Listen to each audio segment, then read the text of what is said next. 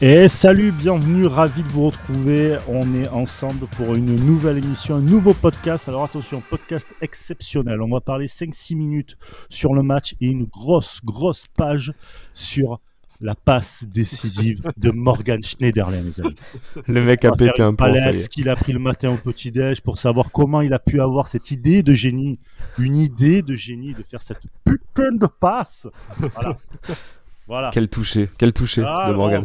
Oh là là là là. Ah, le Franchement, sombrero retourné, je veux dire, franchement, c'est Messi qui fait ça, c'est sur YouTube et on en parle pendant des semaines. carrément, il Et devient c'est Ballon d'Or et Schneiderlin, tout, donc hein. en fait, tout le monde s'en fout. Voilà. C'est le Messi alsacien, quoi. Mais exactement. Et on n'en parle pas assez, je trouve, dans cette émission. D'ailleurs, Une grosse MS, page. Oui. bah, MS, les initiales, ça fait un peu Messi. Enfin, moi, je dis tout est lié. Il n'y a plus rien qui va dans cette émission. Allez, on est en roue libre. On est en roue libre totale. Non, totalement.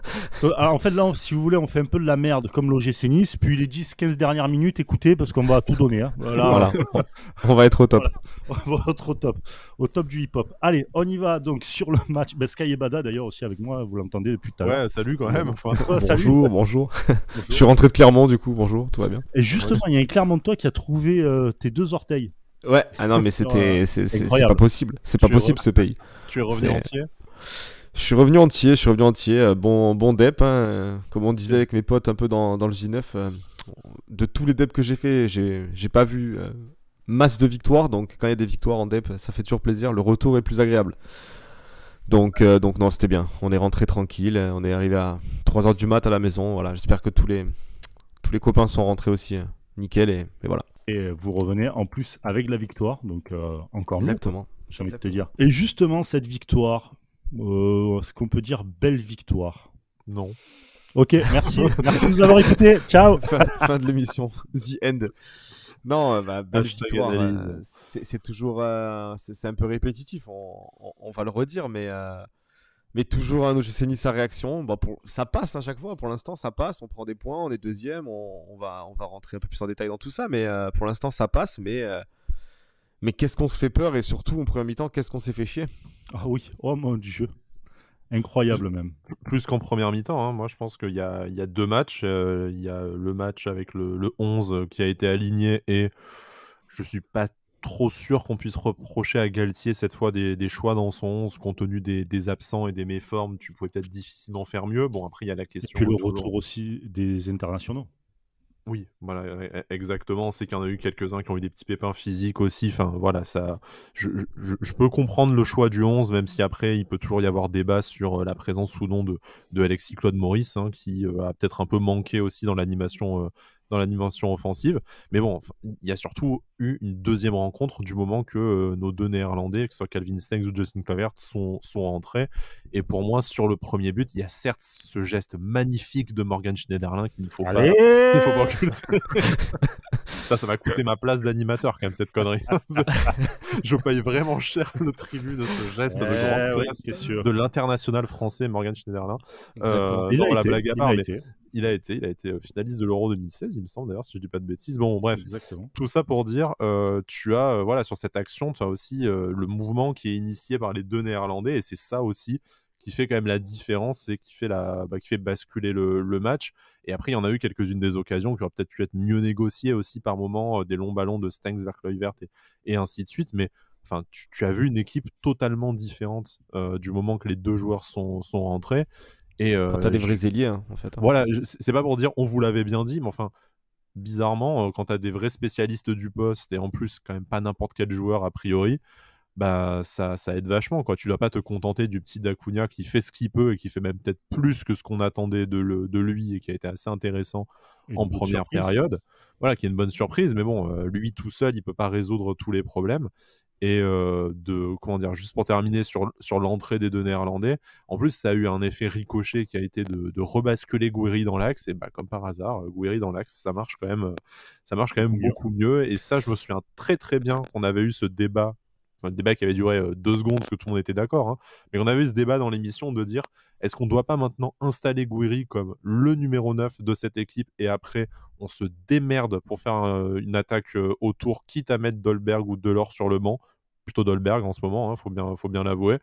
Mais là, je pense qu'en fait, si vous n'étiez pas encore d'accord là-dessus et si Galtier ne l'envisageait pas encore avant ce match-là, là, c'est bon, c'est terminé. Gouiri, s'il est apte à être titulaire, c'est le premier nom que tu couches sur la feuille devant, en pointe.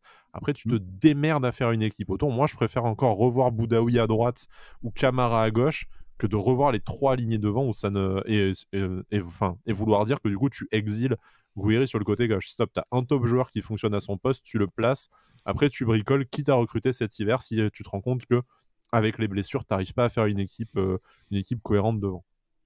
Bah moi, je suis totalement d'accord. On était déjà d'accord quand tu dis au moment de l'émission, quand on en avait parlé. Mais pour moi, le dénominateur commun de l'attaque, ça doit être Gouiri et tu dois mettre autour de lui soit Delors, soit Dolberg en fonction des formes de chacun. Delors, si tu peux te permettre de mettre Stengs et Kluivert, tant mieux. Sinon, tu mets Dacunia ou tu trouves une autre solution. Tu as Claude Maurice qui revient, qu'on a cité dans l'émission. Je veux dire, là maintenant, tu les as les choix sur le côté. Bon, après, si tu dois en passer par mettre Camara à gauche, ça fait chier, mais bon, à la fois, je préfère avoir Camara à gauche qui va faire son max et qui ne va rien donner plutôt que de gâcher Gouiri qui a immensément plus de potentiel devant.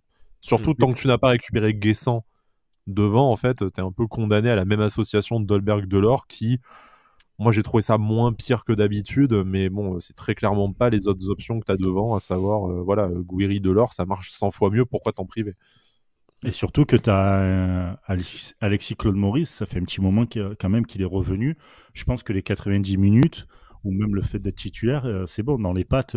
C'est un peu l'interrogation du 11, même, de te dire, il aurait pu, alors après que Galtier ait fait le choix de partir sur autre chose, parce qu'il voulait absolument aligner les 3 devant, ça peut se comprendre, mais bon, maintenant que tu vois que ça ne marche pas, il faut que tu places sur le côté, tu as Stengs, Kluivert, Claude Maurice et Dacunia, comme on le disait, tu as les 4 et quand les 4 sont opérationnels, tu dois arriver à les faire jouer une demi-heure chacun de temps en temps quand même. Tu vois, aujourd'hui, tu as le luxe, à voir si Kluivert qui s'est pris un coup et qui nous a fait une grosse frayeur va pouvoir tenir sa place le week-end prochain, mais bon.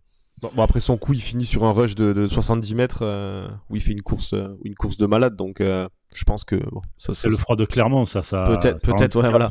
Cryogénie instantanée, en fait. Il a été cryogénisé. C'est Fry dans Futurama, si tu le mets dans le froid de Clermont, 1000 ans plus tard, il est dispo.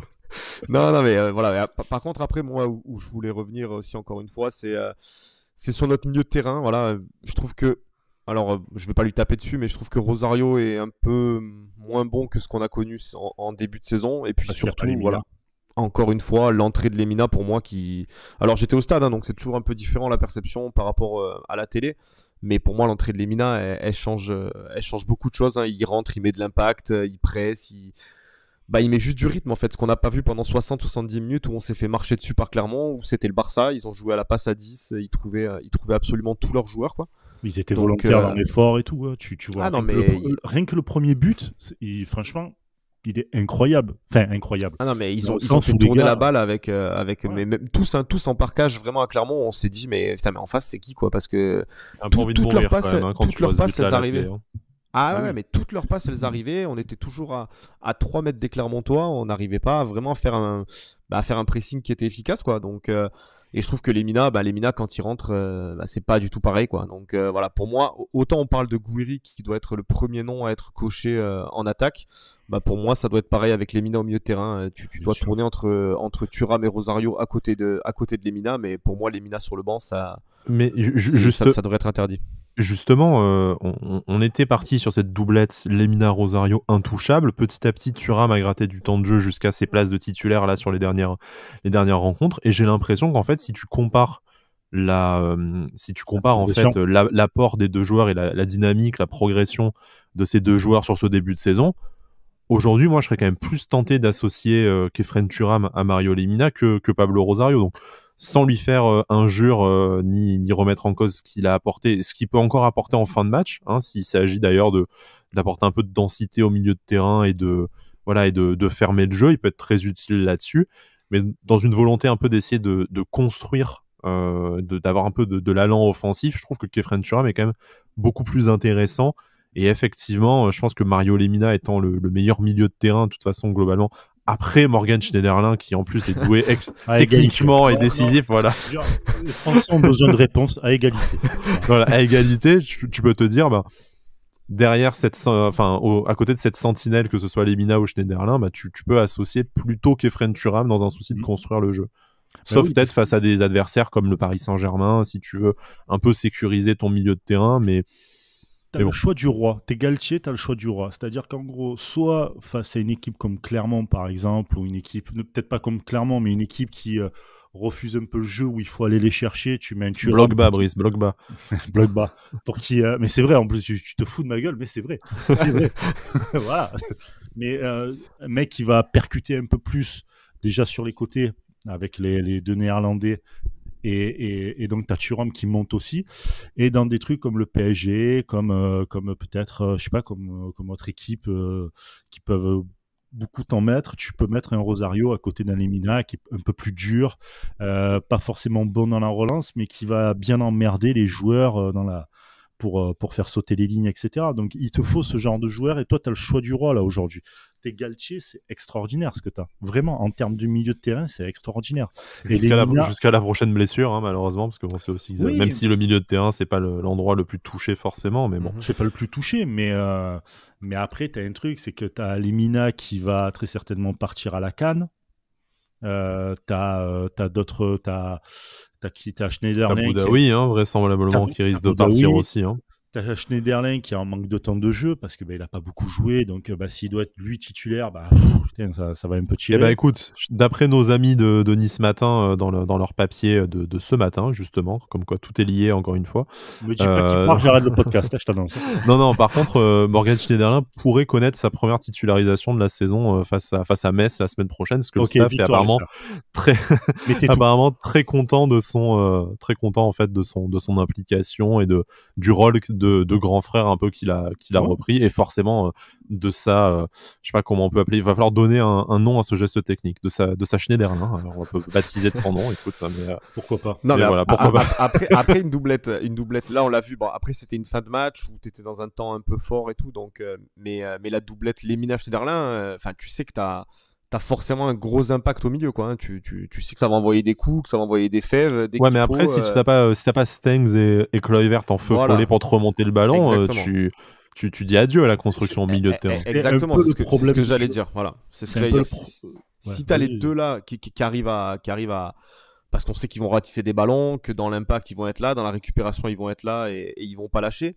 Mais forcément, si t'as personne pour faire ton lien entre ton milieu et ton attaque, là, tu n'auras peut-être pas un Thuram qui est capable de faire ça, donc il te faut vraiment des ailiers, des mecs qui sont capables de prendre le ballon, parce qu'on a vu, hein, Stengs, Kluivert, ça va à 10 000, ça a une facilité au niveau des passes, pour arriver à amener vraiment le ballon vers le haut, quoi. Donc voilà, si tu peux te permettre d'associer Lemina et Schneiderlin pour moi, mais il va te falloir deux ailiers comme Stengs et Kluivert qui sont, et surtout à un bon niveau.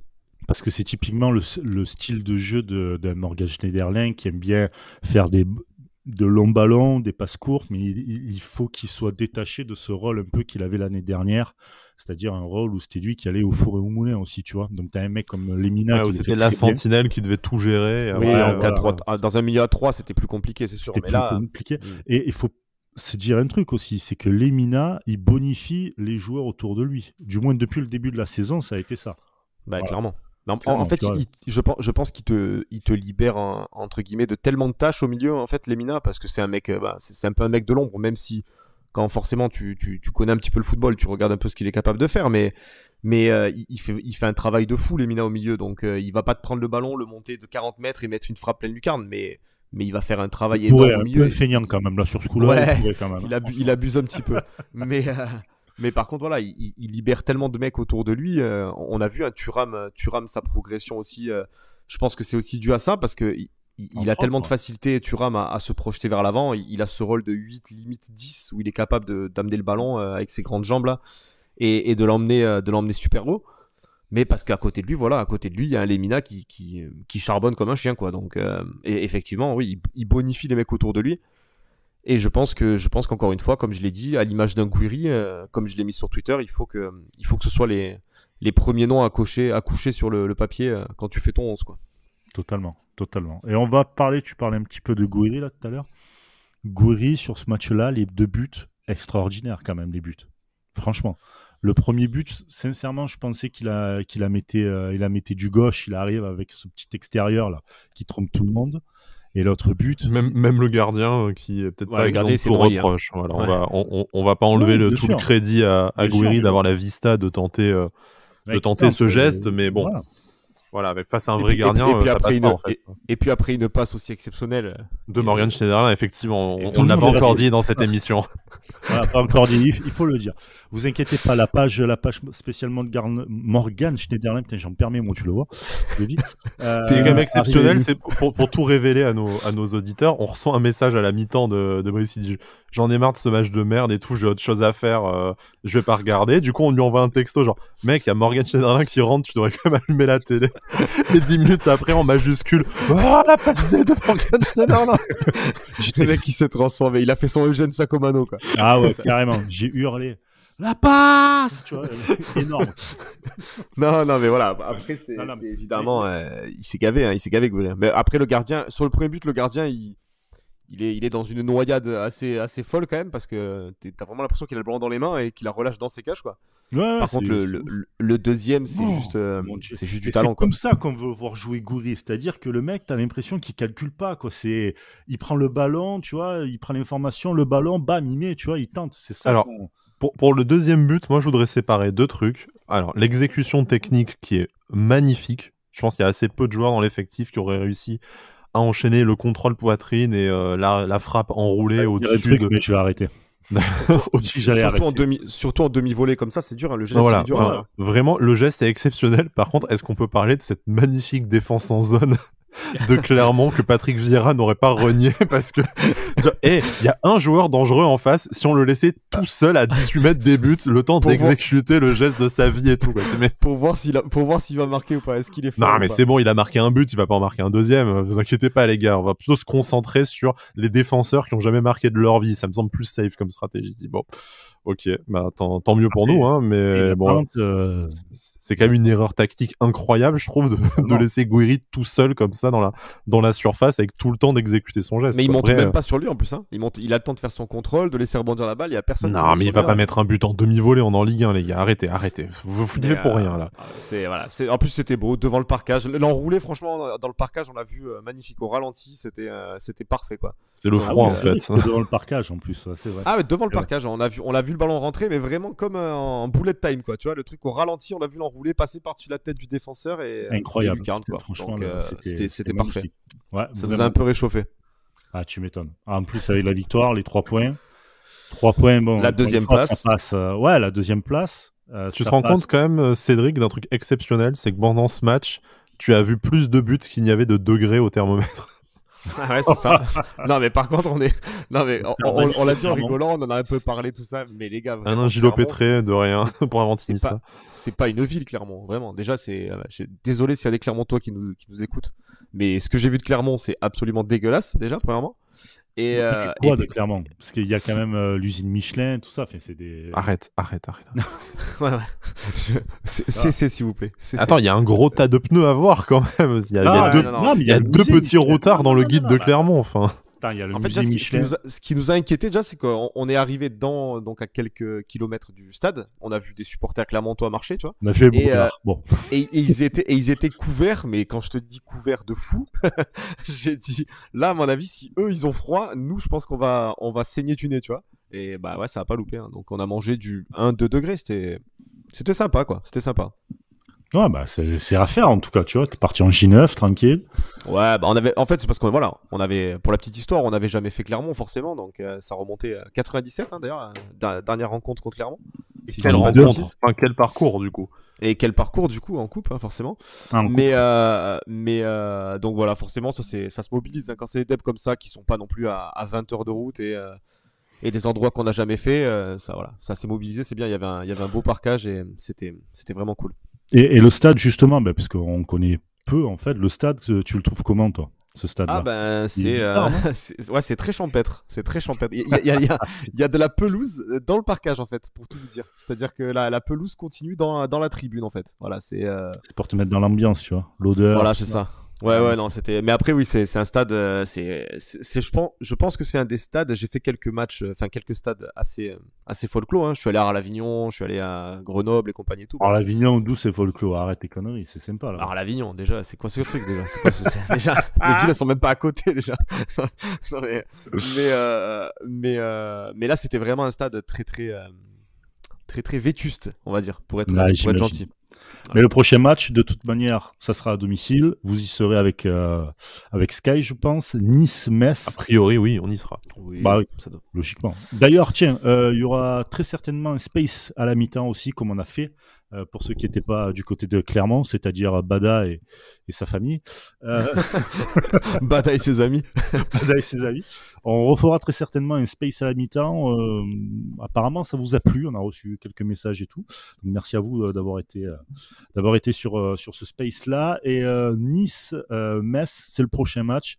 Bon, j'imagine les 3 points. Metz est à l'agonie. Il n'arrive pas à gagner.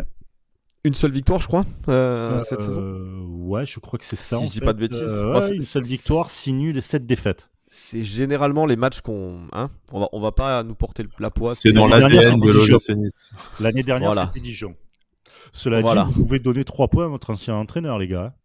Oui, non, mais ça va aller. Non, mais là, enfin, on a laissé un peu passer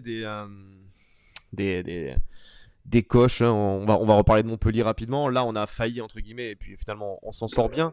Mais là, t'as la 2e place. T'as l'occasion de recevoir la lanterne rouge. Enfin, t'as pas le droit de te faire peur entre guillemets. Chez toi en plus. Ouais, je vais vite faire parler du match et de la tournure des matchs, hein, parce que ça devient un peu répétitif rapidement. Mais j'espère vraiment que les joueurs vont prendre conscience de ça quand même, qu'on voit totalement 2 visages différents de l'OGC Nice, quoi, et ça devient hyper répétitif à tous les matchs. Donc peut-être qu'il va nous falloir un peu jouer des matchs comme ça contre Metz qui sont clairement à la cave et pour avoir peut-être un match référence, leur faire comprendre aux joueurs qui sont capables d'avoir 90 minutes. Ouais, mais là ça commence à faire un petit moment. Ouais, mais ça commence à faire un petit moment là, quand même. Hein. Mais si tous les mois il te faut ton match référence pour que ça reparte. Non, mais je pense que le dernier match référence, ça doit être Brest, et encore référence, on a réussi à se faire peur à la fin parce qu'on ne menait entre guillemets que 2-0 et qu'on se prend un vieux but de Franck Honora. Mais en fait, non, des matchs références, ouais, t'as eu un peu le tube du mois d'août où t'as gagné face à des équipes pas prêtes, pas bonnes et tout ce que tu veux. 4-0 avec 2 buts par tir cadrés, bientôt full réussite. Mais après, non, hein, je suis désolé, un vrai match référence, ouais, t'as peut-être Brest qui est le match le plus accompli, mais dans lequel tu serres quand même les fesses à la fin, quoi. Après, sinon, moi, il n'y a pas de match où j'ai eu l'impression qu'on maîtrisait vraiment notre sujet. Alors après, oui, on est 2e, c'est inespéré. En plus d'être 2e, 26 points, t'es quasiment sur du 2 points par match. T'aurais pas eu l'affaire face à Marseille, tu y serais à cette moyenne qui normalement doit t'emmener au minimum en Ligue des Champions. Mais bon, voilà, en attendant, moi je suis plutôt d'accord avec Cédric de dire là tu t'affrontes des équipes à la cave. Si c'est pas là où tu mets ton 3-0 sec, sans bavure, et sans te faire peur jusqu'au bout, tu le mets jamais en fait. Oui, bon, il y a eu le 3-0 à Saint-Etienne, hein, je viens d'y repenser, mais bon, c'était avec un contexte particulier, même si Saint-Etienne redresse la tête depuis. Mais voilà, je pense qu'effectivement, face au dernier, là, si on pouvait éviter de se faire peur avec une remontée 2-1 comme on a fait là, que ce soit face à Angers ou face à 3-2 face à Lyon, et puis là face à Clermont, ça serait bien. Surtout que j'insiste, après il y a la suite du calendrier quand même aussi, oui, qui tu prends pas les... voilà.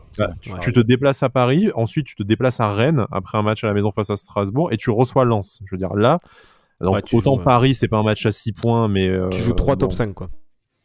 Ah, tu joues surtout Rennes et Lens, qui sont tes concurrents directs en fait depuis le début de la saison. Donc ça serait quand même dommage de te dire que t'engages ces matchs à 6 points dans la position de l'outsider parce que t'as pas réussi à battre Metz. Enfin, surtout qu'il y a quand même pas de raison, et on est dans un championnat aujourd'hui où je pense que si tu fais le taf de gagner entre 4 et 6 points face aux 15 équipes les plus mal classées, et du coup t'as même pas besoin de gagner tes confrontations directes pour être européen, quoi. Donc si en plus tu les gagnes, t'es en Ligue des Champions. Mais surtout en fait, c'est que tu vois encore en fin de match, je crois que c'est Todibo qui dit ça, mais il te dit de toute façon si on joue comme ça on va pas rester longtemps deuxième. C'est-à-dire que les mecs voient clairement les lacunes du truc et qui sont en réaction quoi. C'est ça que le même Todibo qui te disait à la mi-temps la dernière fois. Heureusement que Galtier, le coach va trouver les mots pour nous réveiller. Donc en fait ils le savent. Je pense qu'ils le savent. C'est ça qui est fou. Alors je comprends pas. On en a même parlé dans une émission où moi j'émettais l'hypothèse que presque c'était presque un système dans le sens où t'endors un peu l'adversaire pour les tabasser en deuxième mi-temps. Mais non, je pense que vraiment c'est juste un problème un problème du 11 de l'équipe qui. Alors je sais pas ce que c'est exactement. J'espère que Galtier va trouver les mots parce que bien sûr là ça passe comme t'as dit Sky, on est deuxième, on a 26 points. Ça marche et ça passe hyper bien pour l'instant, mais je suis pas sûr que tu arrives à tenir quand même 38 journées avec autant de réussite et arriver à faire basculer des matchs comme ça sur le dernier quart d'heure tout le temps quoi. Déjà mentalement tu vas t'épuiser déjà et puis il va falloir il va te falloir des matchs références, oui, même si comme l'a dit Brice, on va pas commencer à dire tous les mois il faut un match référence pour que les mecs comprennent que. Mais il faut quand même qu'ils arrivent à se mettre dans la tête que maintenant tu as passé un cap, tu joues clairement le haut du tableau et il faut que tu attrapes des équipes comme ça, comme Clermont, comme Metz, comme d'autres et clairement que tu les tabasses. Tu les fesses que nu quoi. Ouais, non, tu les tabasses quoi. Donc. Mais je pense qu'au-delà de dire qu'il te faut un match référence pour te rassurer et tout, je pense qu'il te faut aussi des matchs un peu tranquilles ou pour que tes influx nerveux ça baisse un peu parce que t'imagines aussi la charge mentale de dire qu'à chaque match t'en es à essayer de remonter. C'est eux qui la cherchent aussi.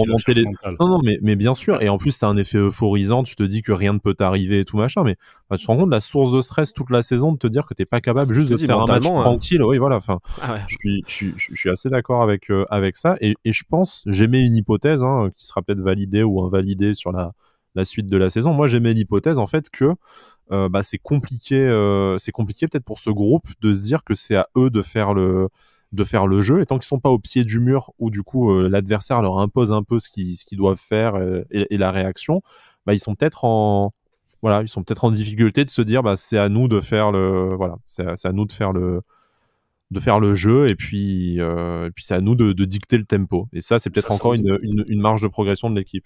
Bien sûr, mais je pense que l'équipe, il y a énormément de marge de progression sur pas mal de domaines. Je pense que ça en fait partie. Je pense aussi qu'il n'y a pas de leader vraiment prédéfini. Il y en a, mais pas prédéfini pour gueuler, pour que ça reparte en première mi-temps, tu vois. Quand pendant 20 minutes, tu te fais marcher dessus, t'as l'impression qu'il n'y en a pas un qui gueule, quoi, en fait, qui essaie de montrer le bon chemin, etc. Donc ça aussi, c'est une marge de progression. Et je pense qu'à un moment donné, tu vas perdre beaucoup de points. Sincèrement, parce que là tu vas avoir aussi la CAN qui va démarrer, donc tu as des joueurs comme Attal, Boudaoui, enfin Attal peut-être pas, mais on sait jamais, mais Boudaoui, Lemina qui est ta pièce maîtresse qui vont partir. Pendant un petit moment on va se raccrocher à pas grand chose en fait pour gagner des points, donc ça va être très compliqué. Non, mais surtout qu'en plus, le fait d'arriver à faire ces remontées comme ça en fin de match, ça doit clairement presque devenir un atout, en fait. Tu te dis, on est capable de faire ça. Si dans un match, il se passe un truc, un peu un hold-up, un machin, tu prends un but un peu catastrophe, tu es capable de retourner un match comme ça en 10 minutes, en un quart d'heure. Voilà, exactement. C'est acquis. C'est un acquis, donc il faut que ça reste dans leur tête, mais qu'en même temps, ils comprennent que maintenant, l'OGC Nice doit viser plus haut, doit montrer que tu es là de la première à la 95e minute et sur des équipes supposées plus faibles que toi. Alors ça peut arriver. Là, ce qu'on disait, c'est que le problème, c'est que ça commence à devenir un peu répétitif, que des matchs références, il n'y en a pas tant que ça finalement.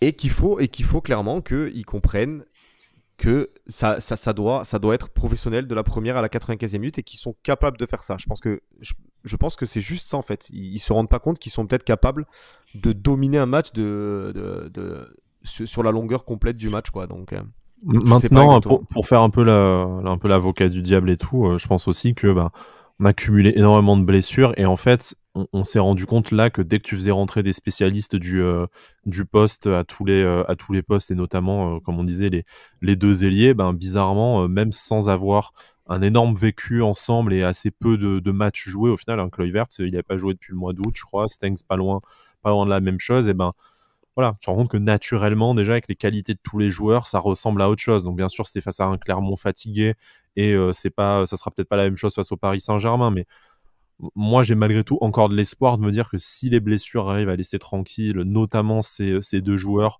ou un Alexis Claude Maurice pour citer un de leurs concurrents potentiels, un de leurs remplaçants potentiels, ça viendra naturellement. Ça sera peut-être pas parfait, il y aura une marge de progression, c'est des jeunes joueurs, tout ça. On est qu'à la première année du cycle Galtier. Mais voilà, moi sur des éclaircies, et c'est peut-être pas pour rien qu'en fait au mois d'août aussi tu gagnais ces matchs assez largement, c'est parce que tu avais des spécialistes à peu près tous les postes. Donc si jamais on arrive à enchaîner, je pense, 3-4 matchs avec Stengs et ou Kluivert, à mon avis, ça va déjà aller beaucoup mieux. C'était peut-être naïf de ma part, mais je me dis, Non, voilà, mais je là, pense que finalement, derrière, tu as réussi à trouver ta bonne formule, même si au poste de latéral droit, entre le niveau assez, on va dire, assez différent de Jordan Lotomba d'un match à l'autre et l'incertitude physique qui règne toujours autour de Youssef Attal, c'est assez dur d'avoir des certitudes sur ce côté-là. Mais après, bon, on a vu le match de Daniliou qui n'a pas été exceptionnel, mais il a été largement suffisant pour le niveau Ligue 1, j'ai trouvé. Melvin Barr a encore fait un super match, même s'il est peut-être un peu fautif aussi sur le but de Clermontois, comme Kefren Turam dans le duel. Mais voilà, enfin, moi je trouve qu'on a quand même aussi beaucoup plus de certitude, beaucoup plus qu'on en a eu ces 3 dernières années. Donc ouais, il y a encore un peu ce problème au niveau des ailiers qui pour l'instant s'explique par la blessure des joueurs qui étaient prévus pour occuper ces postes-là. Donc on peut encore se permettre de se dire qu'on a le temps d'améliorer ça, surtout que pour une équipe qui a une marge de progression et qui a laissé des points en route, en fait t'es deuxième avec 26 points, quoi. Exactement. Je te dis, t'imagines, t'aurais pas eu Marseille et t'aurais pas eu les pénaltys ratés de Gouiri, tu serais peut-être à plus de 30 points et tu te dirais, ah mince, c'est con d'avoir plus de 30 points et d'avoir perdu face à Lorient et face à Montpellier, quoi. Mais, non, mais on est des éternels insatisfaits si on va par là. Mais on a raison au niveau du jeu, t'as jamais plus que 30 minutes correctes. Donc tant mieux si ça te suffit à faire des résultats, mais tu peux pas t'en contenter parce que de toute façon, même si ça t'apporte des résultats cette saison et que t'es européen l'année prochaine, qu'est-ce que tu vas foutre en Coupe d'Europe en jouant un quart d'heure par un quart d'heure?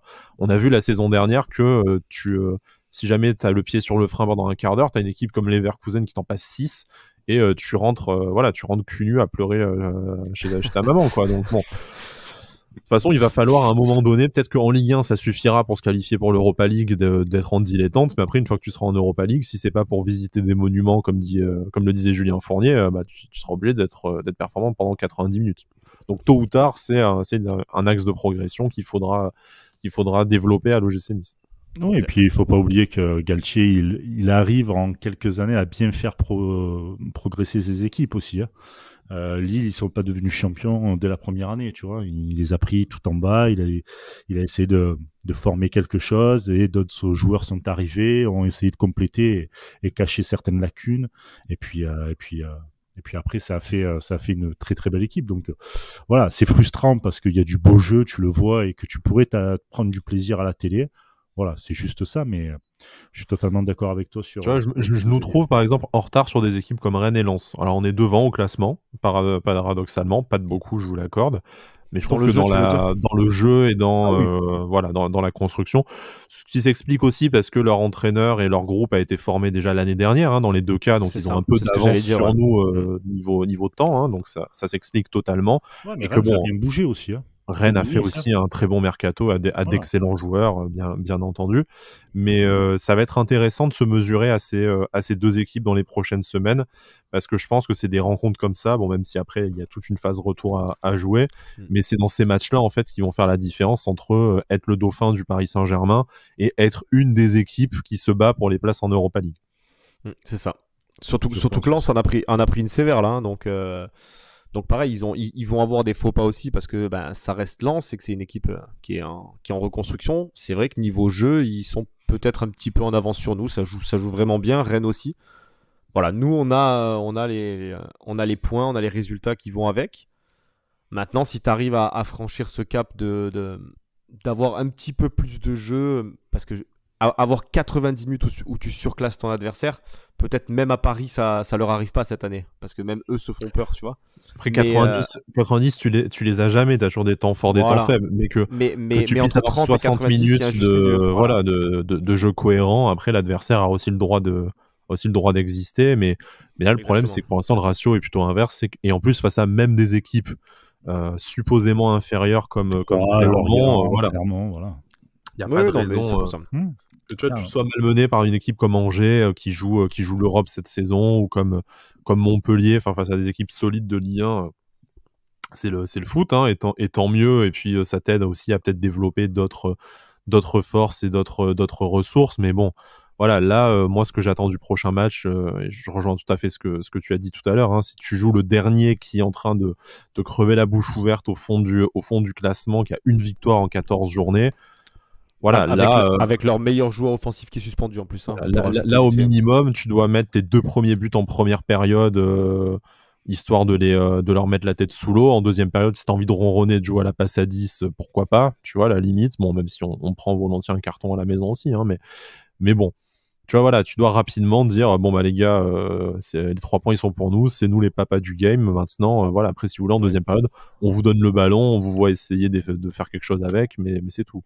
Oui, c'est exactement ça. Il faut montrer quitter en fait au bout d'un moment, et c'est sur des matchs comme ça où il va falloir vraiment les montrer à toute la France, quoi. Que tu es là, tu vises la 2e place, comme tu as dit tout à l'heure, tu vises pas juste d'attraper quelques places européennes, les miettes, et que tu te prétends possiblement être le dauphin du PSG.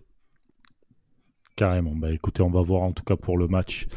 Ça sera Nice-Metz, ça sera le week-end prochain. Je vous rappelle aussi qu'on fera très certainement un space de la mi-temps, donc soyez nombreux, venez parler avec nous sur ce space-là. Les amis, je vous dis merci pour ce podcast, merci beaucoup. On va s'arrêter là. Ça fait toujours plaisir. Et merci pour Morgan Schneiderlin-Brice. Écoute, c'est comme ça, c'est... Plaisir d'offrir, je dois le recevoir. C'est les légendes, quoi, c'est comme ça. Coupable d'avoir eu raison trop tôt, comme d'habitude. Exactement. Un autre joueur s'est illustré dans la surface comme ça, c'était en 2002 contre Leverkusen. C'était Zinedine Zidane, évidemment. Oh là. Là, les gars, je suis en roue libre. Faut couper le podcast, je suis en roue libre. Vite, en lutte. Voilà. J'ai souvenir d'un gars, un petit Brésilien là, dans les années 60, 70, là, Pelé, je crois, pareil. Dans le même délire. Capable de faire des passes pareilles. Voilà. Le Pelé alsacien. Bon, ça va trop loin désormais. Bon, allez, les amis, en tout cas, merci beaucoup. Merci à vous aussi de nous avoir écoutés. Vous êtes restés jusqu'au bout et vraiment merci, parce qu'on a raconté pas mal de conneries là sur Morgan. On se donne rendez-vous, écoutez, la semaine prochaine et à la mi-temps pour un space sur Twitter, la mi-temps de Nice-Metz. Ciao, et je vous laisse le mot de la fin, les amis. Ciao, Issa Nissa.